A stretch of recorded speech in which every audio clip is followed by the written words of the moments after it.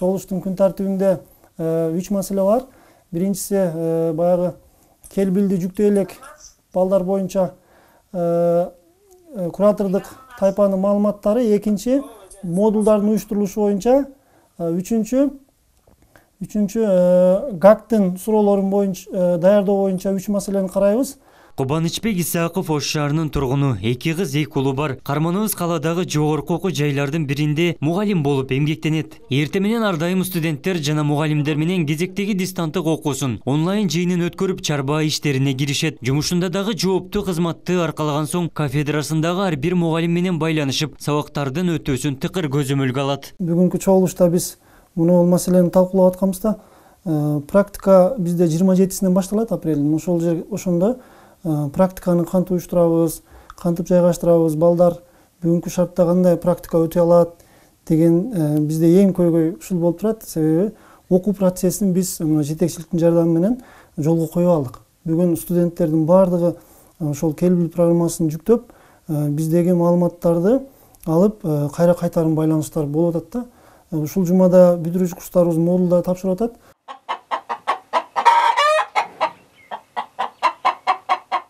Өзгөчө балга байланыштуу үйдөн чыкпай чарба иштерин бүткөрүү менен алек кичинекей жерин дагы туура пайдаланууга аракеттенип, керектүү шарттын баарын түзүп алган. Кесиби экономист болгондуктан ар бир үй бүлө өзүнүн жей турган азык түлүгүн камсыздаса, базардагы азык түлүккө болгон баа туруктуу сактала турганын ар дайым айтып келет. Карантиндик убактан пайдаланып, үй бүлөсүнө өзгөчө көңүл буруп, өлкөдөгү кырдаалдын тез арада калууна келе турганы жарандардан көз каранды экендигин билдирет. Эми окутуучулук менен кошо үйдө кичине чарбачылык иштерин уюштуруп алганбыз. Мынакей балдарды бул менен эмгекке тарбиялайбыз. Мына азыркы шарт аябай эле бизге жакшы болуп атат. Баягы медиктердин шарттарын аткаруу менен ушинтип малды багып атабыз. Мынакей тоокторубуз карантин мезгилде аябай биздин көзүбүздү ачты да. Күнүнө 6-дан 7-ден жумуртка берет. Эми баягы кыргыздын баласы ата бабабыз малчылык болуп келген үчүн кичине жерди ушинтип туура пландаштырып, ушундай чарбачылык иштерин уюштурганбыз да. Что бы я хотела сказать, чтобы вы все услышали меня сейчас.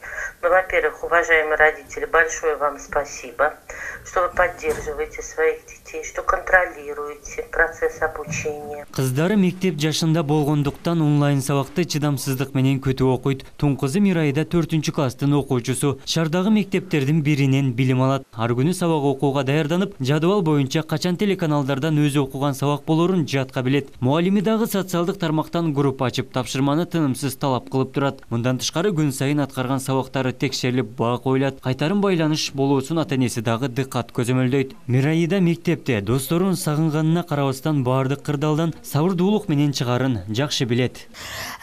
Биз күнүнө бирден сабак окуп турабыз. Анан кошумча эжекем группадан сабак тапшырмалар жөнөтүп турат. Биз кайра эжекеме жөнөтүп, эжекем текшерип бизге баа коет.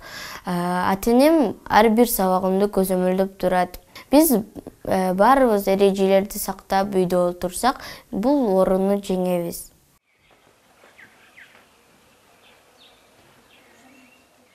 Чакан шартта бир уй жана тооктору бар. Алардан тамак ашка жетиштүү азык алат. Коросуна мөмө жемиштердин түрүн эккен. Карантиндик мезгилде атайын үй тиричилигине керектүү буюмдарды дагы жасоого жетишүүдө.